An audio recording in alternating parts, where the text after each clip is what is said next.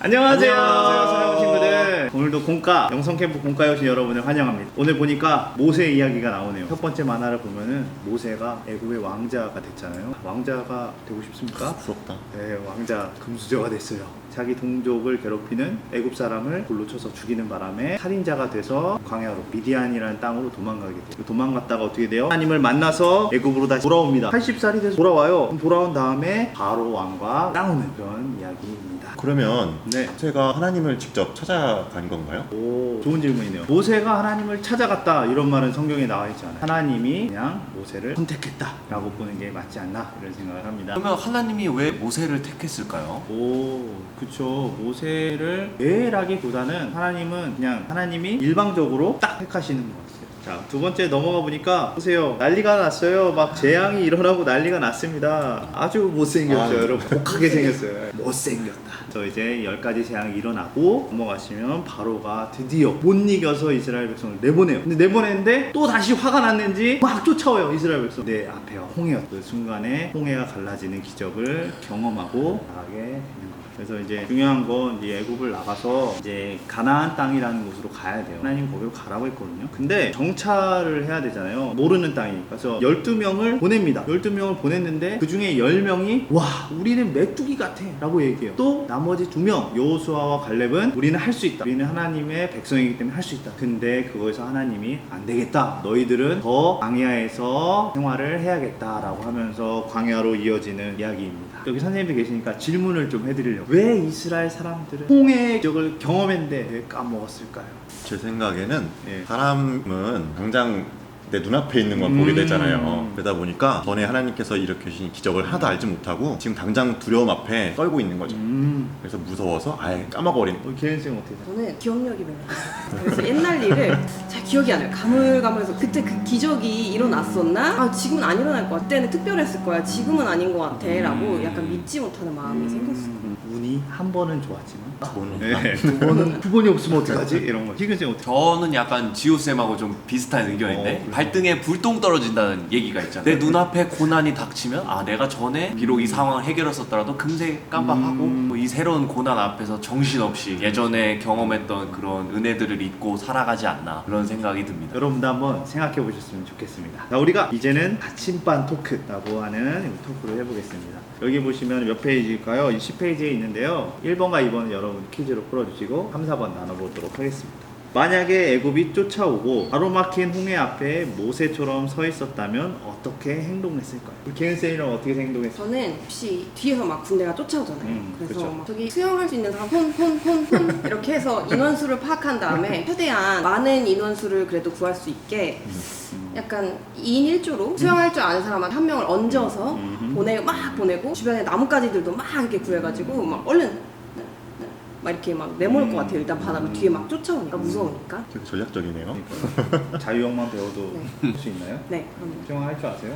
아니요. 저는 얹어가는. 아, 저는 수영할 얹어가는. 줄 아는 사람에 얹어가도록 그 입장이었구나. 하겠습니다. 네네. 네, 감사합니다. 네. 지호쌤이라면 어떻게?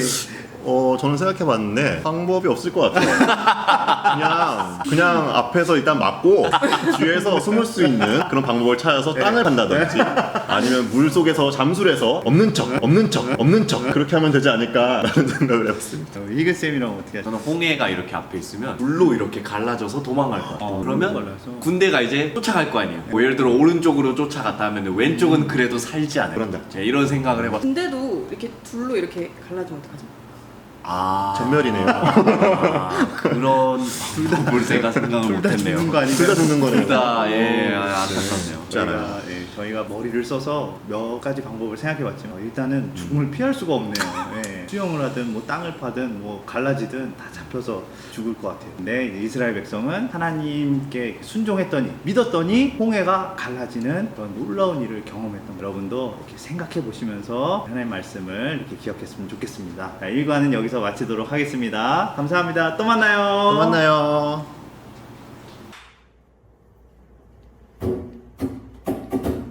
강연 높이는 신축에 우리 맘을 열어 높여 모든 영광 돌리세 주 사랑하는 자 함께 나와 우리 주의 영혼을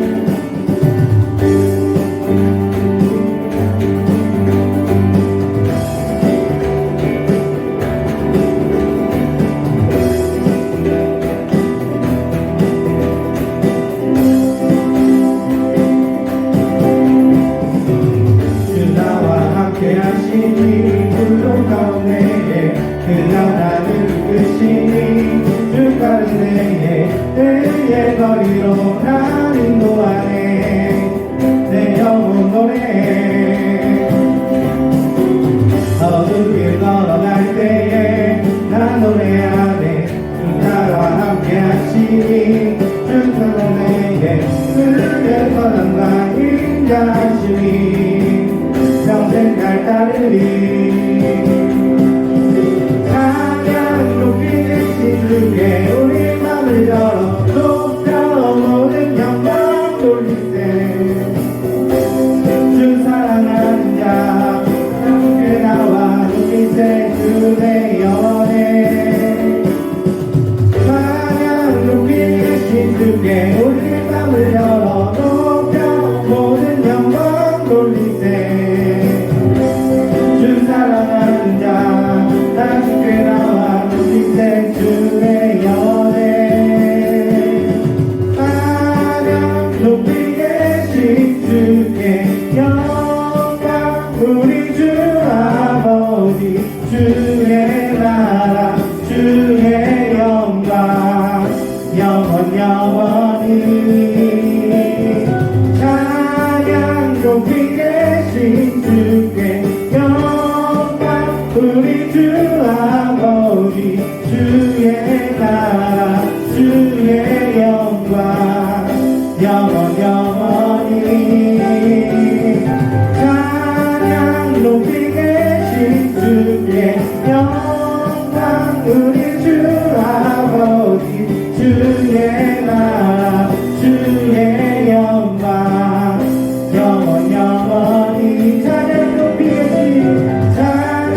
높이 계신 주께 우리 맘을 열어 높여 모든 영광 돌리세 주 사랑하는 자 함께 나와 높이세 주의 영원에 찬양 높이 계신 주께 우리 맘을 열어 높여 모든 영광 돌리세 주 사랑하는 자 함께 나와 높이세 주의 연애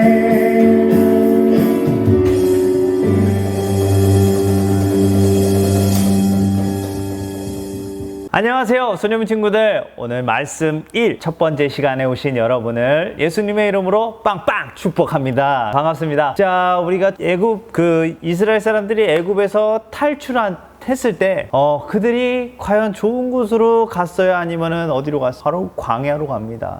우리가 자유가 됐다, 애굽에서 빠져나왔다라고 하는 순간 그들 앞에 기다렸던 건 뭐예요? 바로 광야라는 거예요. 여러분, 그들은 왜 광야로 가게 되었을까요? 한번 생각해 보시죠. 그들이 광야로 가게 된 이유는 되게 간단해요. 하나님이 보내셨어요. 네, 전도사님 되게 뻔해요. 그게 뭐예요? 되게 뻔하잖아요. 근데 사실 뻔하죠. 왜냐면은 이스라엘 백성을 구하기로 하신 것도 굉장히 그냥 하나님이 그냥 뻔하게 결정하신 거예요. 구원해야지. 구원하신 거예요. 얘네들 광야로 보내야지. 광야로 보내신 거예요. 그럼 되게 뻔하단 말이에요. 하지만 그렇게 뻔하지만 우리가 생각해 볼 수 있는 건 있어요. 그들에게 왜 광야가 주어졌을까? 그리고 그들은 어떻게 광야를 생활했을까? 생각해 보니까 하나님이 왜 보내셨을까? 이건 아직 이유를 알 수가 없을 것 같아요. 왜냐하면 이스라엘 백성도 아직 몰라요. 자기들이 왜 가게 됐는지 몰라요. 나중에 알게 됩니다. 우리가 인생에서 힘든 걸 만났을 때 지금 당장은 모를 수 있지만 우리가 나중에는 분명히 알게 되는 날이 온다는 거. 그래서 우리가 이스라엘 백성이 어떻게 생활해 가는지를 보면은 우리가 하나님 이래서 보냈구나 라고 이해할 수 있으실 거예요. 그렇다면 광야라는 곳은 어떤 곳인가? 자, 보니까 광야는 아무것도 없는 곳이에요. 보니까 이스라엘 백성들은 막 무슨 애굽이라는 그 거대한 도시에 살다가 아무것도 없는 그냥 나무도 삐쩍삐쩍 말라가고 물도 없는 그런 곳에 가게 된 거예요. 그들은 탐험을 해본 적도 없었고 이렇게 좋은 텐트를 쳐본 적도 없었고 먹을 것도 없었을 거예요. 물론 저는 먹을 게 있습니다. 제가 또 캠핑을 위해서 먹을 걸 챙겨왔죠. 자, 저에게는 먼저 호박도 있고요, 복숭아도 있고요. 네, 그리고 또 뭐 있을 텐데, 자, 여러분, 키위도 있습니다. 여러분, 키위 좋아하세요?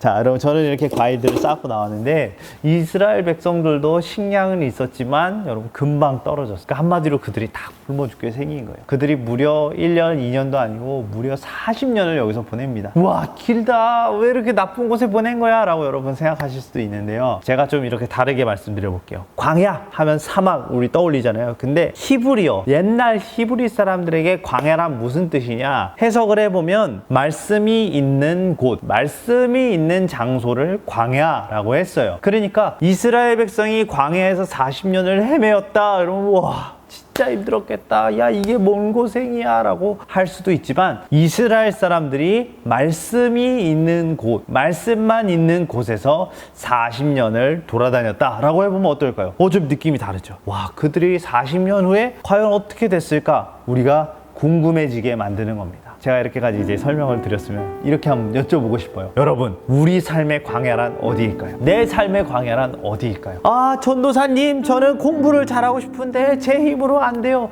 아니, 전도사님, 제가 제 힘으로 키를 키울 수는 없잖아요. 그렇죠, 여러분. 내가 할 수 없는 것, 내가 잘하려고 해도 도저히 할 수 없는 것들, 내가 이룰 수 없는 것들이 어쩌면 그게 우리의 광야가 될 수 있을 거예요. 분명히 광야라는 게 우리 모두에게 있어요. 전부 다 있어요. 근데 중요한 건 그 광야에서 유일하게 우리가 할 수 있는 게 있어요. 우리는 광야의 날씨를 바꿀 수 없고요. 우리는 광야에서 먹을 것을 튀어나오게 할 힘도 없어요. 우리가 어렵게 닥친 모든 것들은 우리가 손을 쓸 수가 없어요. 광야에서는 오직 한 가지, 하나님만 바라보는 거예요. 이스라엘 백성이 앞으로 하시는 거 보면 막 광야에서 원망해요. 막 다른 신을 섬기겠다고 해요. 하지만 그들이 할 수 있는 건 딱 하나밖에 없어요.